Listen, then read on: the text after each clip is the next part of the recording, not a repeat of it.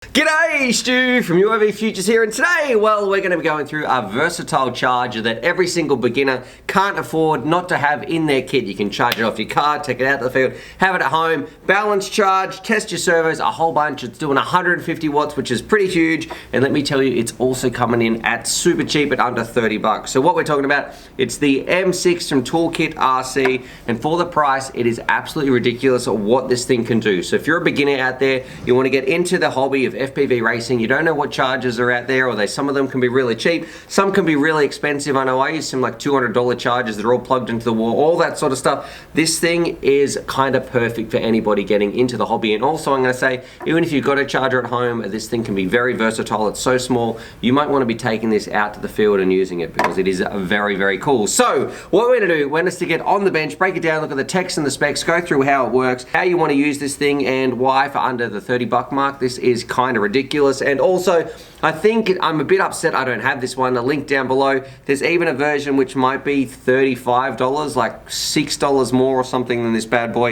And it also comes with like a little parallel charger board, so you could charge up to 6 batteries at once. So definitely, I'm going to put these links down below, but let's do it. Dive in, have a look at the Toolkit M6 and why this is probably one of the best little chargers on the market in terms of versatility, especially for price. And if you want to get into the hobby, well, look no further because I wish I started with something this simple. So quickly around the outside, you've just got an XT60 on the front, little USB charger, so if you want to charge your GoPros or something like that, you've got a little servo connector on this side, and then on the other side we've got our output, which is also XT60, and our balance port. So that's it in terms of the different ports we've got on here. In terms of charging this thing, you can charge it, it takes a voltage range from 7 to 28 volts, so whether you're going to be using a fully charged 2S, but I'd say like a 3S battery, or you might want to just plug it into the wall with like a standard 12 volt DC adapter or something that charges the laptop. You can run it off your car battery if you've got the right hookup with the cables and that sort of stuff, which makes it very, very versatile. What I'm going to be doing today for ease of use on the bench,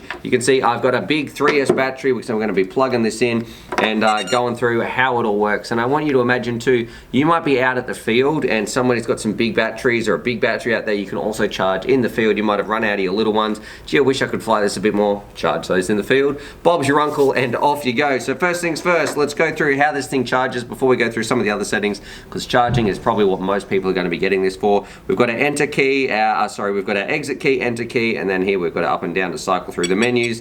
All very easy. So let's go into charger. We're going to be charging, I'm going to set up a brand new battery so you can see exactly how it does. So it can hold 3 profiles as well, which is kind of just pretty useful. We're going to be going down, and the reason you'd want 3 profiles is, say on profile 1 you've got it set up to charge your 3S pack, so you can set it on there. Profile 2 you might have it set up to charge just a 4S pack. Profile 3 you might have it set up to charge your 4S packs, but when it's also connected to the parallel charging board, so you might be charging 6 at once, so the amps will be different, all that sort of stuff. So that's why you've got those 3 options. It's kind of just like a quick select. But let's go through, let's set it up, and yes, we're going to be ending the voltage at 4.2 volts per cell. We're going to be changing this to a 4S pack. 4S pack, let's bring this down. Let's only charge, say, at 1.5 because we're nice and responsible here. And then we can go through, it's set on charge, and I'm going to plug this in. Plug in my balance lead, hit charge, confirm. Bob's your uncle. We've got a nice big bright screen, easy to read on there, and then you're away. You're doing a little bit of charging, which is absolutely fantastic. Now I'm going to push stop on this. Should go to 0 amps, fantastic. And why I unplug this, you can also do a whole bunch of other functions too. So it's not just a little charger, you can check things like your servos and your receivers. So I'm gonna plug in my little servo right here. And this is not gonna be for everybody. I know, look, not everybody uses servos, but if it's got some extra functionality, I will definitely take that. So if you're a wing pilot or something, so we're gonna go in here to output.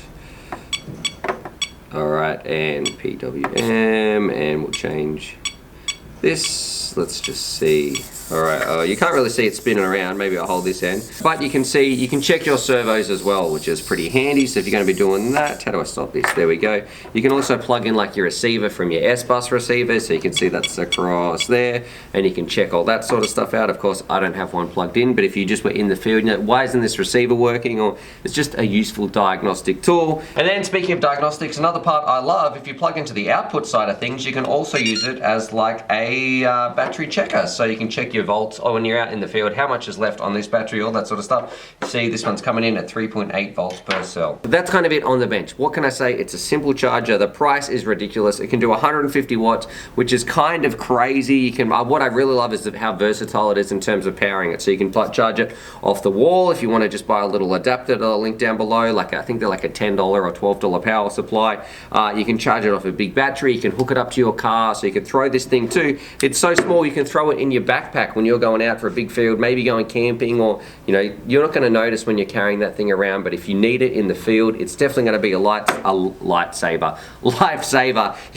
And I can see situations where, say you're flying around and you've got a whole bunch of these. You might have 10 more batteries to get through, but oh no, your Fat Shark battery or your Goggle battery's gone flat. Well, with this bad boy, if you've got the little connections, you can hook it up, charge away, and spend one of these charging up your Fat Shark pack. Then you can keep on flying for happy days. So anyway, what do you guys think? Drop your comments down below. I'm a bit upset that I only got the base version. I would have loved to got the, well, it's not a different version, but the one that comes with the parallel board.